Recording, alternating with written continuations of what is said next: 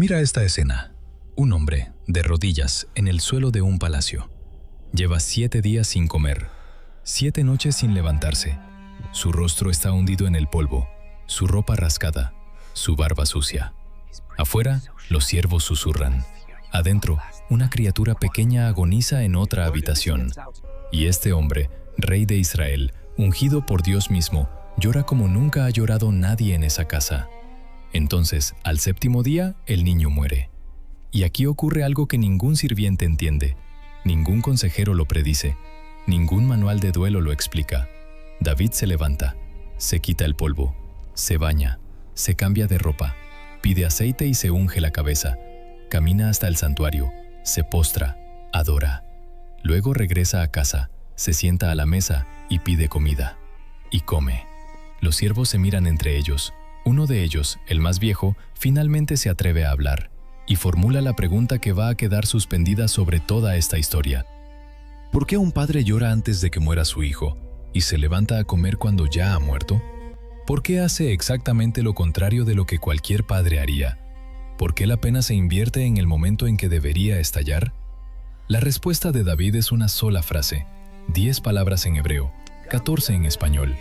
Y esa frase, pronunciada hace 3000 años, manchada todavía con la sal de las lágrimas del rey, se ha convertido en uno de los consuelos más profundos que jamás un padre haya entregado a otro padre que pierde un hijo.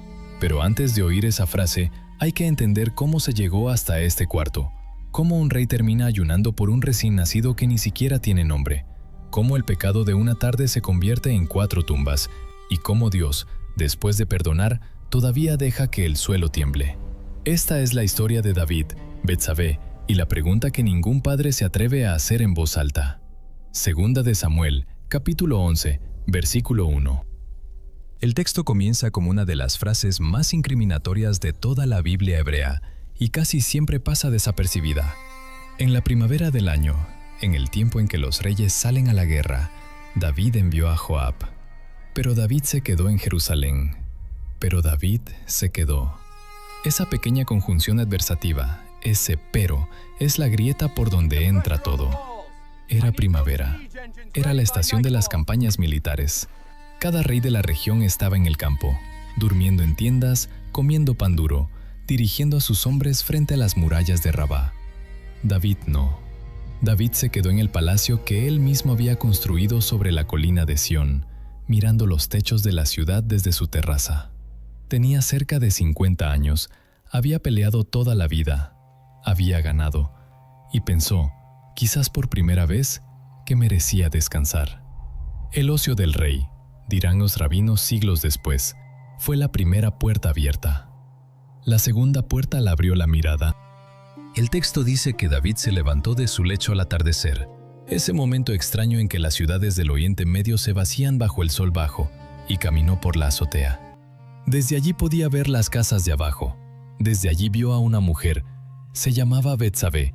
Era hija de Eliam, esposa de Urías elitita, uno de los 30 hombres más leales del rey, un guerrero que en ese mismo instante estaba durmiendo bajo una manta de lana en las afueras de Rabá, defendiendo el reino de quien lo iba a traicionar.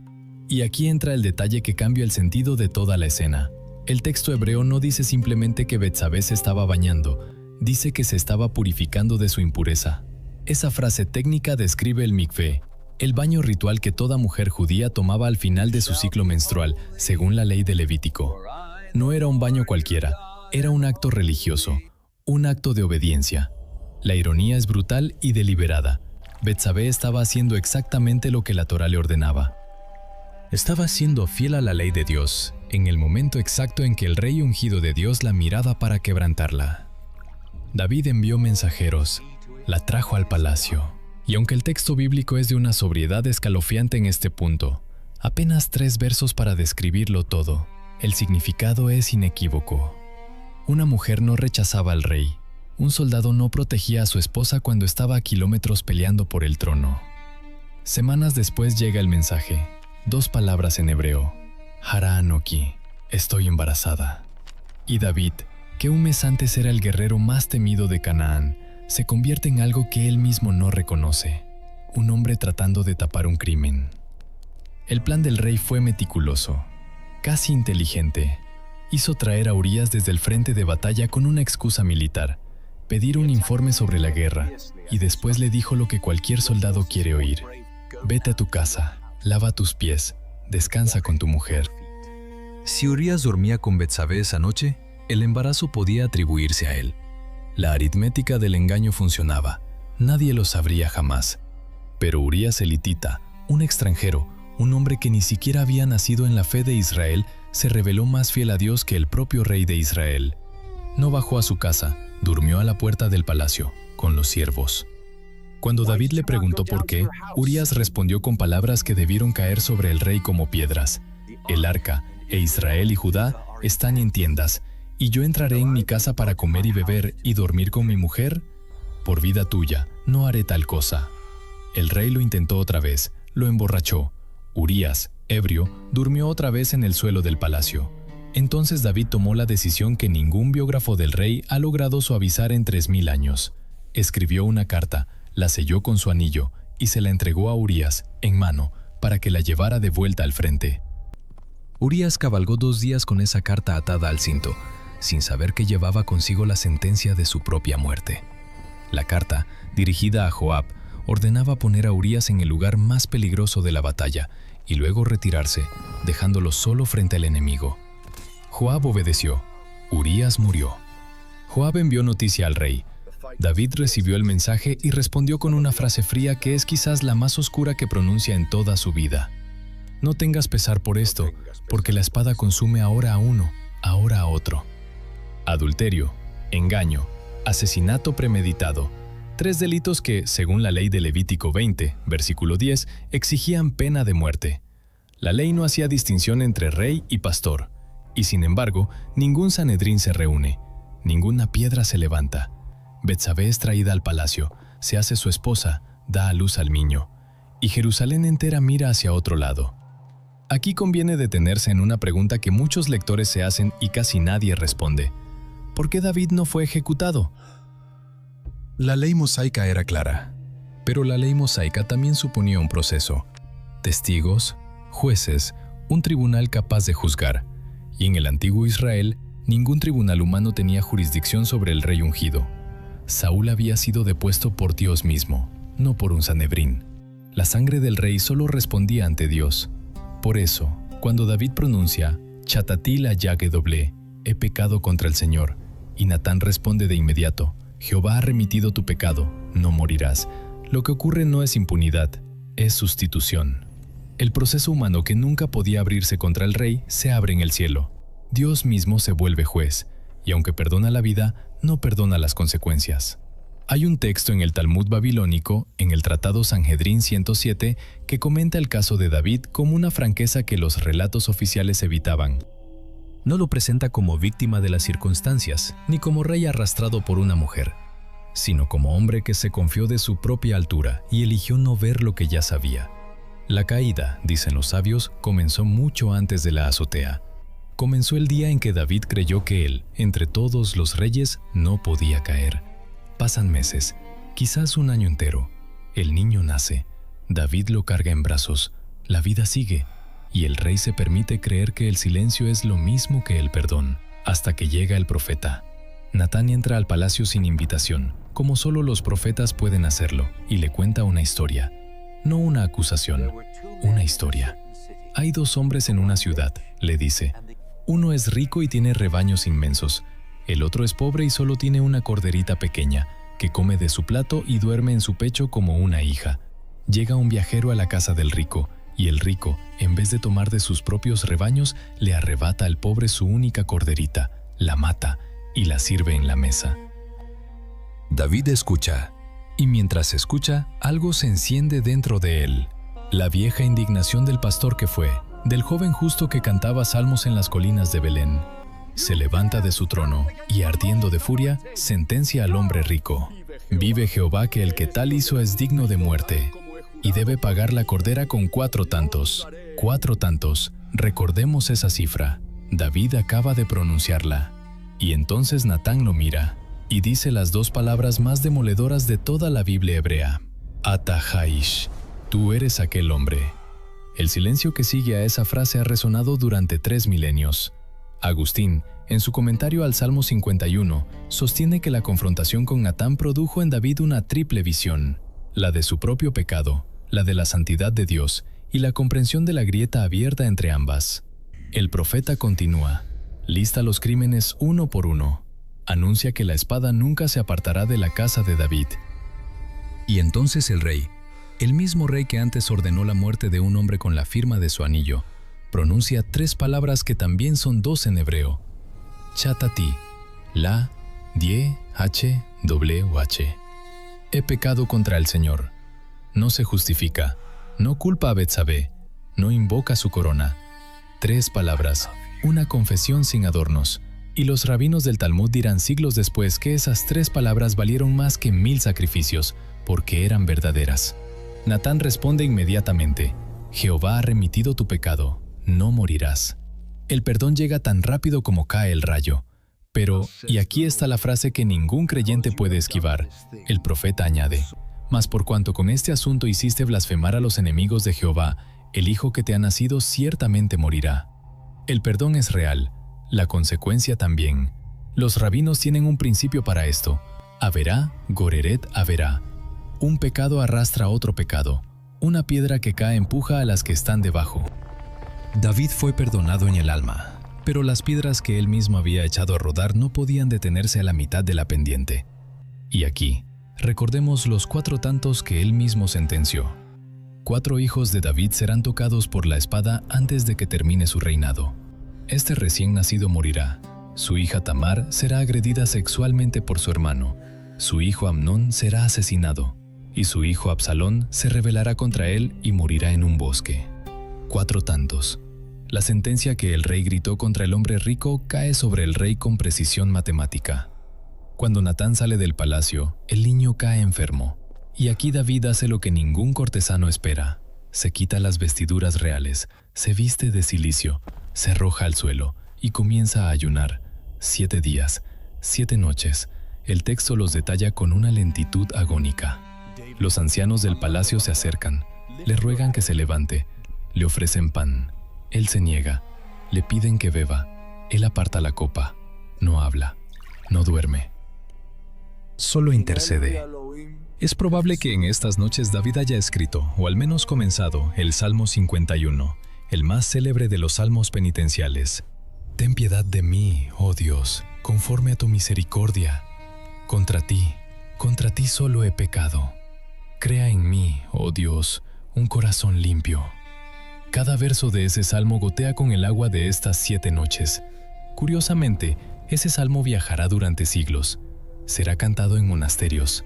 En el siglo XVII, Gregorio Allegri compondrá un miserere para la Capilla Sixtina basado precisamente en él, una pieza tan sagrada que el Vaticano prohibió copiarla bajo pena de excomunión. Hasta que un niño de 14 años llamado Wolfgang Amadeus Mozart la escuchó una sola vez y la transcribió de memoria al volver a su posada. El mismo salmo había inspirado a Palestrina décadas antes. 3000 años de música sacra brotan de las lágrimas de un padre que pide por la vida de su hijo. Pero el niño no se cura. Charles Spurgeon, el gran predicador del siglo XIX, dirá en uno de sus sermones sobre este pasaje algo que conviene escuchar despacio. David, dice Spurgeon, no estaba ayunando para manipular a Dios. Estaba ayunando porque amaba al niño, porque era su hijo, porque, aun habiendo nacido en el peor de los pecados, ese pequeño cuerpo respirando débilmente en otra habitación era carne suya. Y un padre que ama no calcula, suplica. Compárenlo, por un instante, con otros padres de la Escritura. Jacob, cuando creyó perdido a José, rasgó sus vestidos y juró bajar al Seol llorando. Job, cuando perdió a sus 10 hijos en un solo día, cayó en tierra y adoró. Pero ningún padre en la Biblia hebrea es descrito ayunando 7 días por un solo niño todavía vivo. Solo David. Y eso, los rabinos lo notan, hace lo que viene después aún más incomprensible. Porque al 7º día, el niño muere. Los siervos no se atreven a decírselo, susurran entre ellos en el pasillo. Si cuando el niño aún vivía le hablábamos y no escuchaba nuestra voz, ¿cuánto más se afligirá si le decimos que ha muerto? Hará algún mal. Pero David ve los susurros, entiende, pregunta, y al recibir la confirmación hace lo que abrió este relato. Se levanta, se baña, se unge, adora, come. Y los siervos, tú, yo, el espectador de hace 3000 años y el de ahora, hacemos la misma pregunta que viene resonando desde el comienzo. ¿Por qué? ¿Por qué un padre llora antes y come después? ¿Por qué la pena se invierte en el momento exacto en que debería desbordarse? David responde, y su respuesta no es una explicación filosófica, es algo mucho más sencillo y por eso mucho más imposible de olvidar. Mientras el niño aún vivía, dice, ayuné y lloré, porque me decía, ¿quién sabe si Dios tendrá compasión de mí y vivirá el niño? Mas ahora que ha muerto, ¿para qué he de ayunar? ¿Podré yo hacerle volver? Yo voy a él, mas él no volverá a mí. Yo voy a él, mas él no volverá a mí. Detente un momento en esta frase. Léela despacio. Porque lo que David acaba de decir en el contexto del Antiguo Testamento es revolucionario. David no dice se ha ido para siempre. No dice se acabó. No dice volveré al polvo y él al polvo y nunca más nos veremos. Dice exactamente lo contrario. Dice que él va a ir, que hay un camino, que el niño está en algún lugar a donde se puede llegar. Agustín, en su comentario a los Salmos, verá en esta frase una de las primeras chispas de la doctrina de la vida después de la muerte en la escritura hebrea. Spurgeon irá más lejos. En un sermón fúnebre dedicado a un niño, citando precisamente este versículo, dirá que David acaba de revelarle al mundo que los hijos pequeños que mueren no se pierden, que están con Dios, que el padre verá al hijo otra vez y que el reencuentro no es una metáfora, sino una promesa. Esta es la razón por la que David se levantó, no porque el dolor hubiera desaparecido, sino porque el dolor cambió de forma. Mientras el niño vivía, había una posibilidad, quién sabe, y por esa posibilidad valía la pena romperse contra el suelo. Cuando el niño murió, se abrió otra posibilidad, mucho más grande, la de volver a verlo. Y aquí, si estás escuchando esto y has perdido un hijo, una hija, un nieto, un embarazo, un recién nacido al que ni siquiera alcanzaste a ponerle el nombre que habías elegido, quiero que escuches lo que sigue. Durante siglos, la teología cristiana se atormentó con la pregunta de qué pasaba con los niños que morían demasiado pequeños. Se inventaron lugares intermedios. Se hablaba del limbo. Se discutía el bautismo. En el año 2007, la Comisión Teológica Internacional del Vaticano publicó un documento que, en el fondo, ratificaba lo que David ya había intuido 3000 años antes en aquella habitación. Hay razones serias para esperar que estos niños están con Dios, que no están perdidos, que el camino al que David se refería existe. Yo voy a él. Esa es la dirección. Esa es la frase que un padre roto le entrega a otro padre roto, a través de 3 milenios. Y por eso David se levanta, por eso se baña, por eso adora, porque adorar después de la muerte de un hijo es lo más difícil que un ser humano puede hacer, y es también la única manera de decirle a Dios, sigo creyendo que tú eres bueno, aun cuando no entiendo. Pero la historia no termina aquí, porque hay un detalle final que cambia todo lo que viene después. Ese mismo capítulo, 2 de Samuel 12, versículo 24, dice algo que muchos lectores pasan por alto. Y consoló David a Betsabé su mujer. Por primera vez en todo el relato, ella deja de ser objeto y se vuelve persona. David no la usa, la consuela, se sienta con ella, llora con ella, y de ese consuelo, dice el texto, nace otro hijo. Le ponen Salomón, que significa paz. 1000 años después, el Evangelio de Mateo abre el Nuevo Testamento con una genealogía, y hay un versículo, Mateo 1, 6, que no esconde nada. Y David engendró a Salomón, de la que fue mujer de Urías. La Biblia no borra el pecado, lo deja ahí, escrito en la línea de sangre del Mesías, como diciendo, de aquí, de este desastre, de estas 7 noches en el suelo, de este niño que murió sin nombre, sale el linaje del Salvador del mundo. Por eso, cuando hoy un padre o una madre se postra en una habitación de hospital, en una sala de velorio, en el silencio insoportable de una cuna vacía, puede acordarse de David, de aquel rey que pecó, que fue perdonado, que ayunó 7 días, que perdió, que se levantó, que adoró y que dejó dicho, para todos los padres que vendrían después, una sola frase suficiente para sostener una vida entera. Yo voy a él, mas él no volverá a mí. No es resignación, es dirección. Y si esta historia te tocó, si llevas un nombre en el corazón que nadie más pronuncia, déjalo en los comentarios. Aquí lo leeremos, aquí lo recordaremos contigo. Porque el rey que se levantó de aquel suelo te dejó, hace 3000 años, una promesa que todavía sostiene. El camino existe y no acaba en la tumba.